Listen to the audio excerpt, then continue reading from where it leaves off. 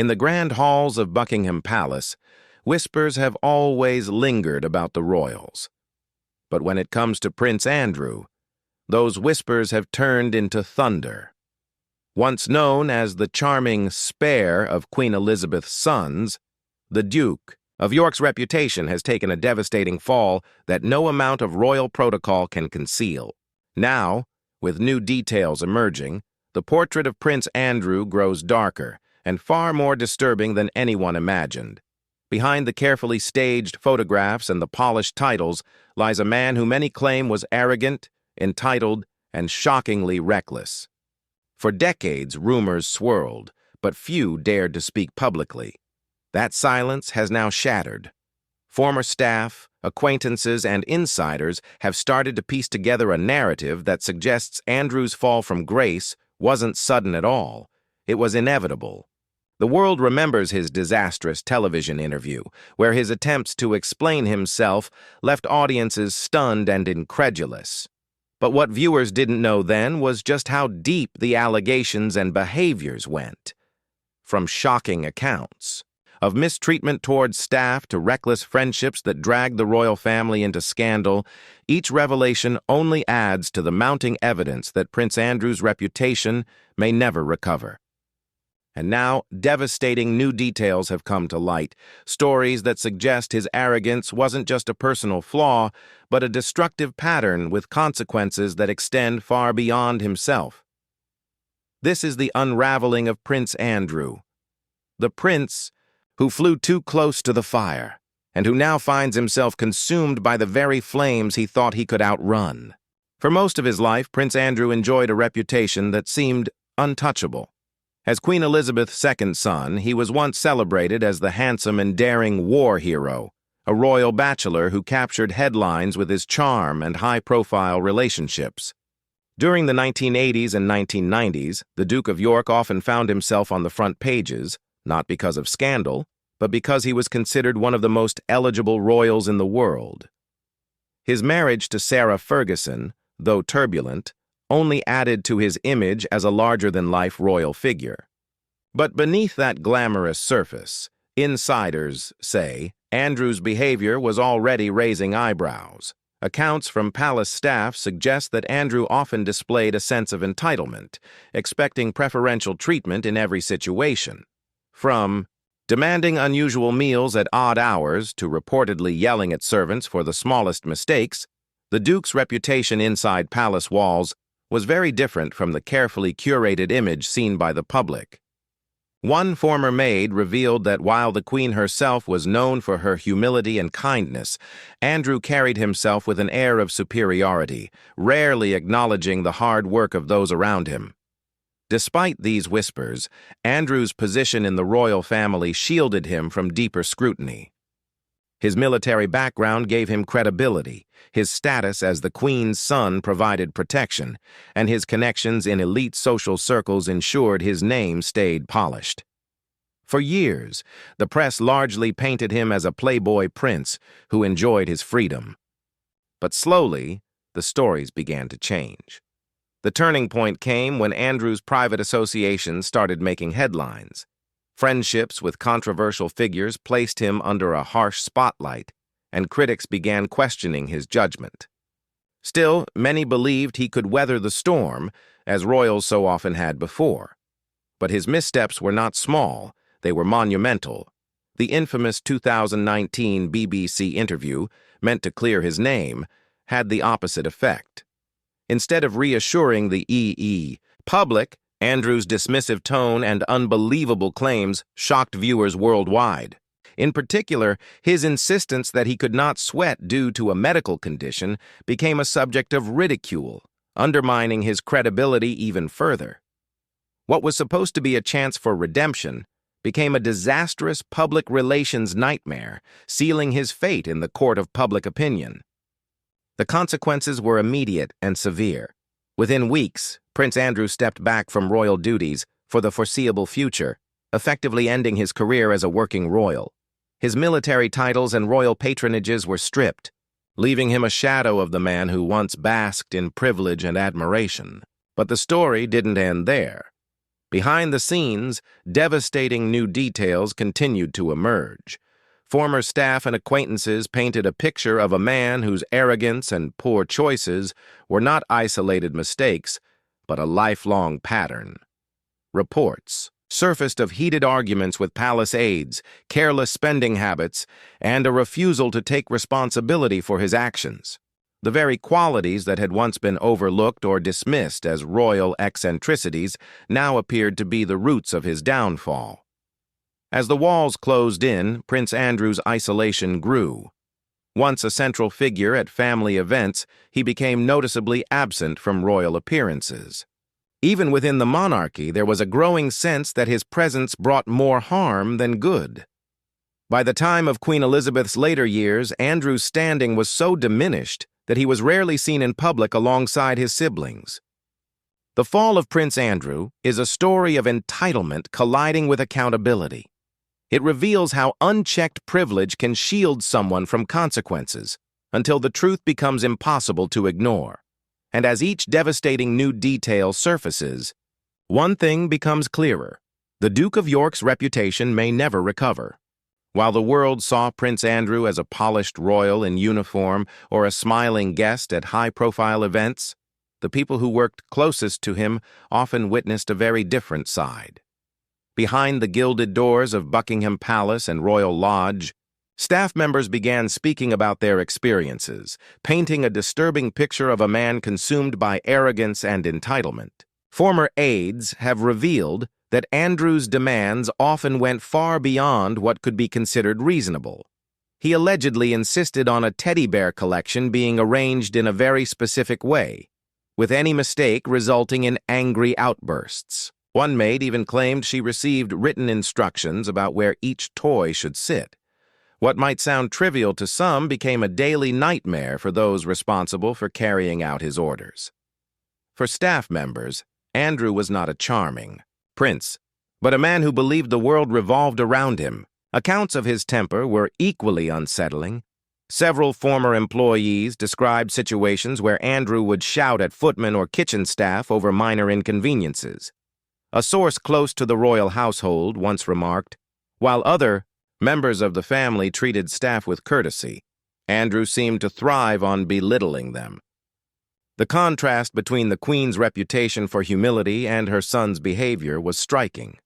Financial recklessness also played a role in shaping his image behind closed doors. Insiders reported that Andrew often spent extravagantly, whether on travel, gifts, or personal luxuries, creating tension within the palace about his inability to manage money responsibly. His reliance on wealthy friends to cover costs only added to the perception that he was living a lifestyle far beyond his official means. But it wasn't just the staff who noticed these troubling traits. Friends and acquaintances outside the palace described him as socially abrasive, someone who often used his royal title as a shield against criticism. Some recalled moments when his arrogance turned conversations sour and his need for admiration made him difficult to be around.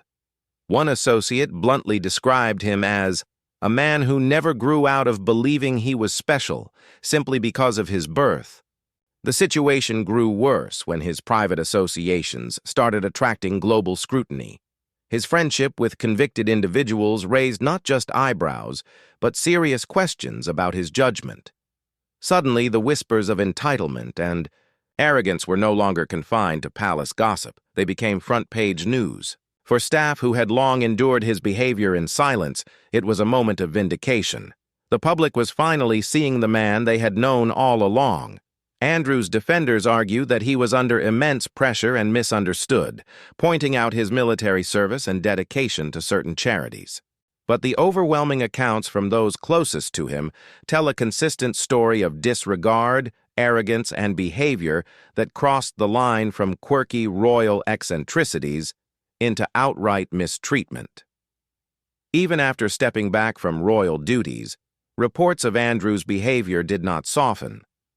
Staff at his Windsor residence allegedly found him increasingly difficult to deal with, as his isolation seemed to intensify his frustrations. Without the distraction of official duties, his temper and demands only became more pronounced. This Behind-the-scenes reality shattered the carefully crafted illusion of a dutiful prince. For decades, the public saw a man who smiled at ceremonies and represented the monarchy on foreign soil. But within palace walls, a different truth had long been brewing, one that revealed not a prince of dignity and duty, but a man whose downfall was written in his very character. As these revelations surfaced, they became part of a much larger scandal, one that tied Andrew not just to arrogance and entitlement, but to a pattern of associations and decisions that would ultimately devastate both his reputation and the monarchy's standing. For years, rumors about Prince Andrew's questionable behavior circulated in hushed tones, but nothing could have prepared the public or the monarchy for the avalanche of scandal that erupted in the late 2010s. His long-standing friendship with Jeffrey Epstein brought Andrew into the center of one of the most infamous controversies of modern times, and for the first time, the public saw the Duke of York in an entirely new and deeply troubling light. When Epstein was arrested and later died in custody, scrutiny turned toward those in his circle. Prince Andrew's name appeared repeatedly, not just as a casual acquaintance, but as someone who had visited Epstein's properties and maintained close ties long after Epstein's initial conviction. The association itself was damning, but when allegations surfaced linking Andrew to more serious matters, his reputation collapsed overnight. The world will never forget November 2019, when Andrew agreed to a BBC interview that was supposed to clear his name. Sitting stiffly across from interviewer Emily Maitlis, he attempted to answer allegations with explanations that left the public stunned. His now infamous claim that he could not sweat due to a medical condition became an international punchline. Even worse was his insistence that he had spent the night at a Pizza Express in Woking, an alibi that sounded more like parody than a serious defense. The interview was a disaster from start to finish.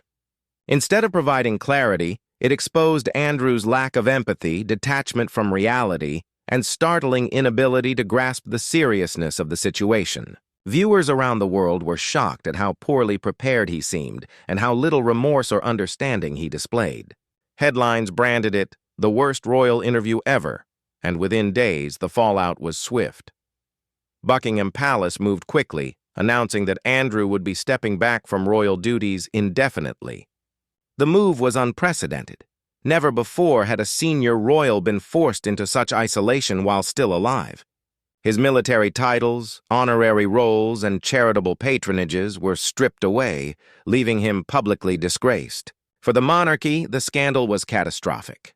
At a time when the institution was already under pressure to modernize, Andrew's actions dragged the royal family into one of its darkest chapters. The scandal's impact extended far beyond Andrew himself. Charities cut ties, events no longer wanted his presence, and even members of his own family reportedly grew frustrated with the shadow he cast. His daughters, Princess Beatrice and Princess Eugenie, were dragged into unwanted headlines, with their weddings and personal lives overshadowed by their father's disgrace. As media outlets continued to dig, more devastating details emerged. Former staff and associates came forward, painting a portrait of a man who had lived recklessly, convinced that his royal status made him untouchable. The arrogance that insiders had whispered about for years was now on display for the entire world to see. For the Queen, the scandal was heartbreaking. She had long favored Andrew as her darling boy, but even her affection could not shield him from consequences. Reports suggested that behind closed doors, she struggled deeply with the decision to distance him from royal duties, but ultimately recognized that protecting the monarchy's reputation had to come before her son. What made the scandal particularly devastating was not just the allegations themselves, but Andrew's inability to recognize the damage he had done. His insistence on defending himself with implausible stories and his refusal to show contrition left the public with the impression of a man utterly out of touch with reality. By the end of 2019, Prince Andrew's transformation was complete. From war hero and royal playboy to disgraced duke, cut off from the very institution that had once protected him. And though the interview was intended to silence speculation, It only ensured that Andrew's name would forever be tied to scandal and humiliation. After the disastrous 2019 interview and the avalanche of backlash that followed, Prince Andrew's life changed forever. Once a prominent figure in royal ceremonies and a familiar face at state events, he became a ghost within the very institution that once defined him. Today, his existence is marked by isolation, dwindling finances, and a family legacy permanently tainted by scandal. In the years since stepping back from public duties, Andrew has been noticeably absent from most royal functions. While his siblings, King Charles, Princess Anne, and Prince Edward, carry on with official engagements, Andrew is rarely seen in public. Even at major events such as Queen Elizabeth's Platinum Jubilee and funeral, his appearances were tightly managed, with the palace taking careful steps to minimize his visibility. The man who once stood proudly at his mother's side is now relegated to the background, a silent reminder of the family's most painful controversy. Behind closed doors, insiders describe a man struggling to adjust to his new reality. Stripped of military titles and royal patronages, Andrew no longer enjoys the prestige that once surrounded his every move. Without public duties, his role within the monarchy is effectively over, and even his daughter's milestones are overshadowed by his tarnished reputation. Princess Beatrice's wedding, for example, was a low-key affair, deliberately designed to avoid controversy. His presence at such events is now viewed not as an honor, but as a liability. Financial troubles have only deepened his woes. For years, Andrew relied heavily on royal funding and the generosity of wealthy friends to sustain his lavish lifestyle. But with his fall from grace, that support has dwindled. Reports suggest that he has struggled to cover the costs of legal settlements and the upkeep of his residence, the Royal Lodge in Windsor. Once a symbol of his privilege, the sprawling estate has now become a point of tension, with speculation that King Charles may eventually force him to downsize. What makes Andrew's situation even more striking is the contrast with his earlier life. Once celebrated as a decorated war veteran who flew helicopters during the Falklands conflict, he was regarded as a brave and dutiful prince. Now his military ties are severed, his reputation in tatters, and his legacy defined not by service but by scandal. For many, his downfall represents the dangers of unchecked entitlement within the monarchy and a warning about the consequences of arrogance and poor judgment. Family relationships have also been strained. While Sarah Ferguson, his ex-wife, remains one of his few loyal defenders, other members of the royal family have kept their distance. King Charles, now focused on streamlining and modernizing the monarchy, is reportedly determined not to allow his brother back into public life. Prince William, in particular, is said to oppose Andrew's return, recognizing the damage his scandals have caused to the royal brand. Even within the family, Andrew's isolation is stark. For the British public, any hope of rehabilitation seems impossible. The monarchy relies on public trust, and Andrew's name has become synonymous with disgrace. His attempts to quietly live out his days in Windsor are constantly interrupted by media scrutiny and renewed interest whenever fresh details emerge. No matter how much time passes, his scandals resurface, ensuring his reputation remains one of the most damaged in royal history. In many ways, Prince Andrew's story is not just about personal downfall, but about the fragility of privilege. He was born into wealth, status, and power, yet his choices brought all of it crashing down. Today, at the heart of Windsor, the once celebrated Duke of York lives in a kind of royal exile, a man without a role, without honor, and without the dignity that once came with his title. His tragedy is not just his own, it is a scar on the monarchy itself. And as new revelations continue to surface, one truth becomes undeniable. Prince Andrew's fall from grace is complete, and there may never be a way back.